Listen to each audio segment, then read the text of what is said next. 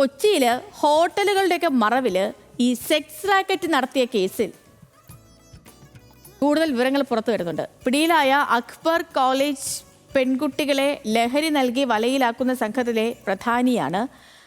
പെൺകുട്ടികളെ ലൈംഗികമായി ദുരുപയോഗം ചെയ്യുകയും ഭീഷണിപ്പെടുത്തുകയും ചെയ്തിരുന്നു.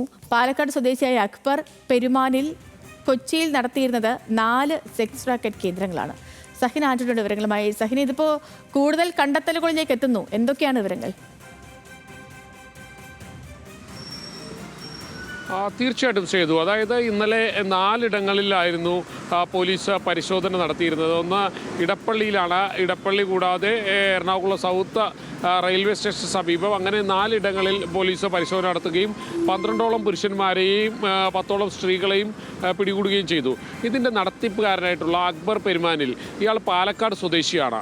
ഇയാൾ പ്രധാന സെക്സ് റാക്കറ്റ് സംഘത്തിലെ പ്രധാനിയാണെന്ന് പോലീസിന് മനസ്സിലാക്കാൻ കഴിഞ്ഞിട്ടുണ്ട്. പ്രത്യേകിച്ചും വിവിധ ജില്ലകളിൽ നിന്നും എറണാകുളത്ത് പഠിക്കാനെത്തുന്ന പെൺകുട്ടികളെ ലഹരിമരുന്ന് നൽകി ഈ സെക്സ് റാക്കറ്റിൽ എത്തിക്കുന്നതായിരുന്നു ഇയാളുടെ പ്രധാന തൊഴിൽ എന്നുള്ളതാണ് പോലീസിന് കണ്ടെത്താൻ കഴിഞ്ഞിരിക്കുന്നത്. എന്തായാലും അക്ബർ പെരുമാനിലിനെ കുറിച്ച് പോലീസ് വിശദമായി തന്നെ അന്വേഷിക്കുന്നുണ്ട്. നിരവധി പെൺകുട്ടികൾ ഇയാളുടെ വലയിൽ അകപ്പെട്ടിട്ടുണ്ട്. അവരെയെല്ലാം ഈ ലൈംഗിക വൃത്തിക്ക് അയാൾ നിർബന്ധിച്ചിരുന്നു, പലർക്കും കാഴ്ചവെച്ചിരുന്നു എന്നുള്ളതാണ് പോലീസിൻ്റെ കണ്ടെത്തൽ. എന്തായാലും ഇത് സംബന്ധിച്ച് പോലീസ് വിശദമായി തന്നെ പരിശോധിക്കുന്നുണ്ട്. നിരവധി പെൺകുട്ടികൾ ഇത്തരത്തിൽ മൊഴി നൽകിയിട്ടുണ്ട് എന്നുള്ളതാണ് മനസ്സിലാക്കാൻ കഴിയുന്നത്. ഇന്നലെ 12ഓളം പെൺകുട്ടികളെയാണ് ഇങ്ങനെ പിടിച്ചത്.